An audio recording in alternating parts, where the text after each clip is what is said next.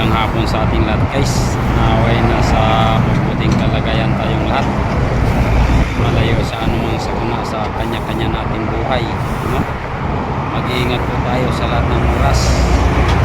Ito po kami guys, papalinis pa po sa kalsada upang maiwasan ang pagkasimplang ng mga sasakyan na dumadaan, para hindi matakaw sa disgrasya.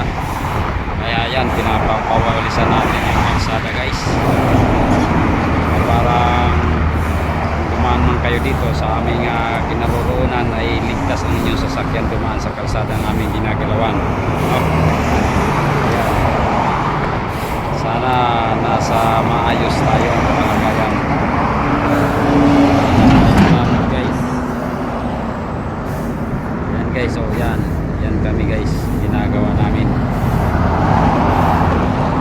kabundukan, yung mga bundok na mga pwedeng gawaan ng kalsada guys, kami ang gumagawa niyan.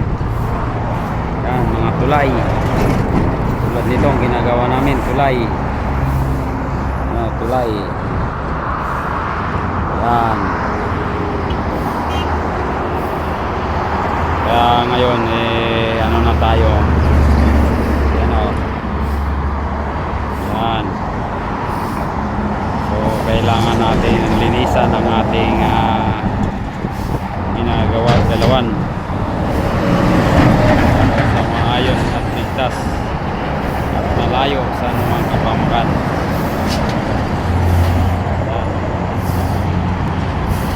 Maraming sasakyan na dumaan, isa yung tagawalis, isa yung spotter, para makita ng sasakyan na dumadaan na may tao gumagawa. No, huwag tayo magtipid guys sa manpower, no? Ibang mga magagawa, mga kumpanya nagtitipid sa manpower, pero itong ginagawa natin guys, hindi kailangan natin tipirin manpower, gawa na sa kaligtasan ng ating manggagawa, no? Dahil ito ay sa amin napaka-critical area, no? Kahit sa hindi critical guys, kailangan natin yung manpower talaga. Ayun ka, nga, sabi pa, body system para sa ating kabutihan, no? Kaligtasan ng bawat isang manggagawa. Ayan. Ayan guys, napaka-critical ang aming area dito, dahil sa mga bukod sa maraming sasakyan ay napakabilis pa tumakbo ng mga sasakyan, dahil nga po expressway po ito.